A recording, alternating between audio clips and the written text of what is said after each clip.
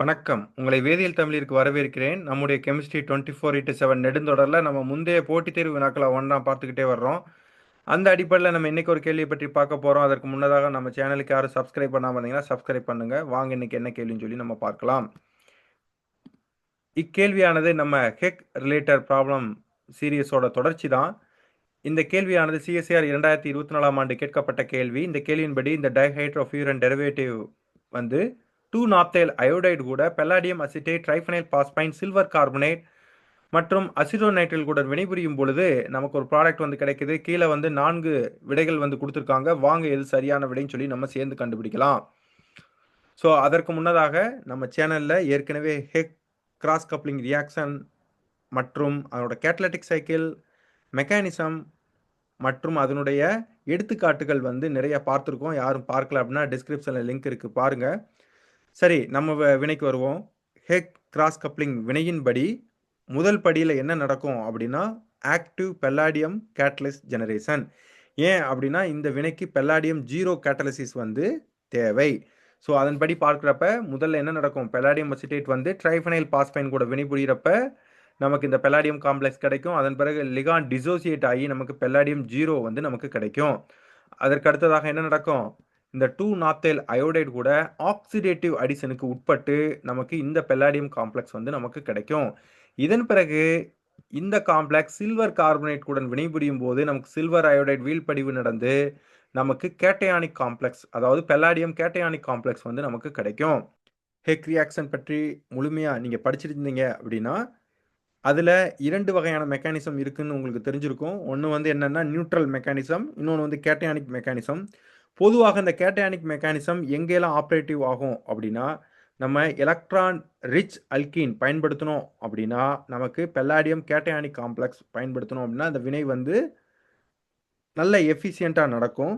அதே வேளையில் ஒரு ஹெக் ரியாக்ஷனை அதனோட வினையோட வேகத்தை அதிகப்படுத்தணும் அப்படின்னா நம்ம சில்வர் பேஸ்டு அடிட்டிவ் பயன்படுத்தணும் அப்படின்னா அந்த வினை வந்து ரொம்ப வேகமாக நடக்கும்.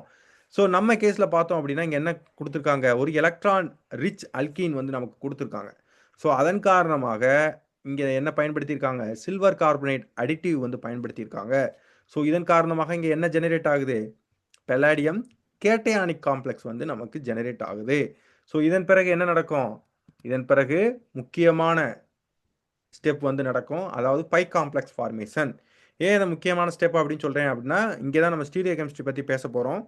ஸோ இங்கே பார்த்தீங்க அப்படின்னா இந்த சப்ஸ்ட்ரேட்டில் ஃபினைல் வந்து உங்களுக்கு பாட்டம் ஃபேஸில் இருக்குது. அப்போ இந்த பெல்லாடியம் காம்ப்ளெக்ஸ் இந்த அல்கின் கூட இன்ட்ராக்ட் ஆகிறது எங்கே நடக்கும், டாப் ஃபேஸ் வழியில் தான் நடக்கும்.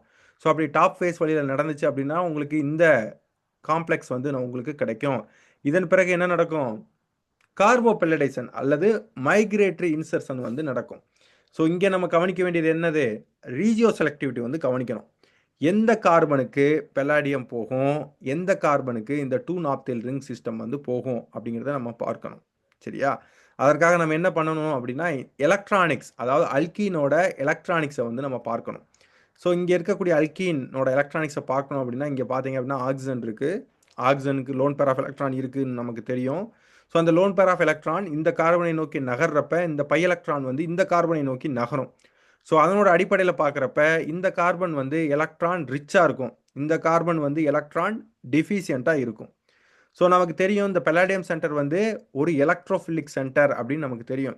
அப்போ எலக்ட்ரோஃபிலிக் சென்டர் வந்து எங்கே நோக்கி நகரும், எலக்ட்ரான் ரிச் இருக்க இடத்த நோக்கி நகரும். அதே வேளையில் இந்த 2-நாப்தைல் ரிங் சிஸ்டம் வந்து எலக்ட்ரான் டிஃபிஷியன்ட் கார்பனை நோக்கி நகரும். அப்படி நகர்ந்துச்சு அப்படின்னா உங்களுக்கு என்ன நடக்கும், கார்போபெல்லடைசன் நடந்து உங்களுக்கு இந்த ஒரு இன்டர்மீடியேட் வந்து கிடைக்கும். அதே வேளையில் ஒரு கார்பனேட் பேஸ் வந்து உங்களுக்கு பெல்லாடியம் கூட உங்களுக்கு கோஆர்டினேட் ஆகிடும். ஸோ அப்படி ஆயிடுச்சு அப்படின்னா நமக்கு இந்த காம்ப்ளெக்ஸ் கிடைக்கும். இதன் பிறகு என்ன நடக்கும், சின் பீட்டா ஹைட்ரேட் எலிமினேஷன் நடக்கும். ஸோ இப்போ பார்த்தீங்க அப்படின்னா இது பீட்டா கார்பன், இதுவும் பீட்டா கார்பன். இந்த பீட்டா கார்பனில் ஹைட்ரஜன் ஆட்டம் இருக்குது, இருந்தாலும் அது வந்து சேம் ஃபேஸில் வந்து இல்லை, அதாவது பெல்லாடியத்தோட ஃபேஸில் வந்து இல்லை. அதே வேளையில் இங்கே இருக்கக்கூடிய பீட்டா கார்பனில் 2 ஹைட்ரஜன் ஆட்டம் இருக்குது. ஒரு ஹைட்ரஜன் ஆட்டம் கண்டிப்பான முறையில் சேம் ஃபேஸில் இருக்கும், அதாவது பெல்லாடியம் சென்டருக்கு சேம் ஃபேஸில் இருக்கும். அப்ப இந்த இடத்துல வந்து உங்களுக்கு சின் பீட்டா ஹைட்ரேட் எலிமினேஷன் ஆகி, உங்களுக்கு இந்த அல்கீன் ப்ராடக்ட் வந்து கிடைக்கும். இதுதான் நம்மளோட ஃபைனல் ப்ராடக்ட். ஸோ இதனோட தொடர்ச்சியா என்ன கிடைக்கும்?